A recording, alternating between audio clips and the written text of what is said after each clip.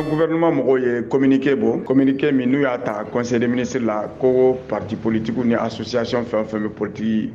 ko kɛ ko k'u k'o jɔ fɔlɔ sabula ko jamana lakanalen tɛ wa ko hakilina ye min ye k'o ye de k'u ka jamana basigi fɔlɔ et voilà n'o kɛra tuma min na a bɛ fɔ min ma le retour à l'ordre constitutionnel n'o ye kalafili ye k'u bɛ tila k'o ɲɛnabɔ an kɔni y'o mɛn maintenant o bɔlen kɔfɛ an yɛrɛ ka tɔn min sigilen don n'a bɛ fɔ ma la haute autorité de la communication olu fana tilala ka bataki dɔ bɔ o bataki kɔnɔ u y'a yira k'a fɔ kunnafoni dila a bɛ fɔ minnu ma journaux écrits ani radio ni téléw k'u b'a ɲini u bɛɛ fɛ k'u kana politique mɔgɔw ka communiqué ni politique débat ko k'o bɛɛ jɔ nin wagati in na tiɲɛ yɛrɛ la an kɔni a fɔra anw ye yɔrɔ min na an dusu kamira kosɛbɛ sabula an y'a jateminɛ k'a fɔ a bɛ komi u bɛ fɛ ka an ka démocratie n'o ye bɛɛ fanga ye k'o don galama la ani min ye liberté d'expression ye k'o don galama la donc an y'a jateminɛ k'a fɔ an tɛ jɛn n'a ye bi an tɛ jɛn n'a ye sini donc o de l'a to an yɛrɛ ka ɲɛmɔgɔ n'o ye maison de la presse ɲɛmɔgɔ n'o ye Banjugu Dante ani maa dama dama farala ɲɔgɔn kan u ye communiqué dɔ bɔ an bɛɛ tɔgɔ la tiɲɛ yɛrɛ la an bɛɛ de tɔgɔ dɔn pour que k'a yirula clairement k'a fɔ an tɛ jɛn n'a ye bi an tɛ jɛn n'a ye sini sabula a bɛ fɔ min ma kunnafoni mais o ye jamanadenw ka hakɛ de ye an ka k'o di cogo ɲuman na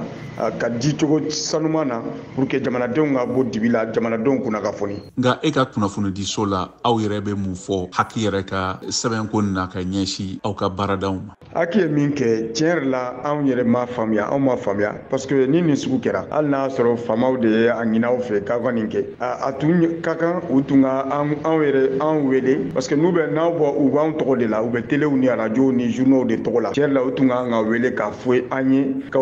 jamana bɛ nin situation in kɔnɔ an ka faamaw ko k'an ka a lajɛ an ka se ka min ye politique babu ye ani min ye politique sɛbɛnniw ye ani min ye parti politique activité ye k'an ka a lajɛ an k'olu couverture jɔ n'u tun y'o kɛ o tun na peut-être an bɛ se ka terrain d'entente sɔrɔ mais olu sera tan ka nin bataki in bɔ u m'an ɲininka u m'an consulter franchement o de l'a to an ko an tɛ jɛn n'a ye bi an tɛ jɛn n'a ye sini. Nka an bɛ yɔrɔ min na sisan nin latigɛ ninnu bɛɛ o kɔlɔlɔ bɛ se ka kɛ mun de ye aw ka baara hukumu kɔnɔna na. Mohamed n'i ko jamana kɔnɔ ko kunnafoni di ka jɔ ou bien ko kunnafoni dilaw kana to ka politique mɔgɔw ka activitéw couvert mais a bɛ komi n'i ye jamanadenw bali ka yelen ye quoi ka tile ye o ye fɛn min don a tɛ bɛn tiɲɛ la hali jamanadenw man kan ka sɔn a ma donc an bɛ min ɲini halisa an ka faamaw fɛ o ye de u k'a lajɛ k'a fɔ an bɛ démocratie tile de la et démocratie dun tagalan dɔ ye kunnafoni di ye n'o ye liberté d'expression ye n'o liberté d'informer ye donc vraiment an b'a ɲini u fɛ halisa u k'u jija u ka segin ko de qui que ce soit la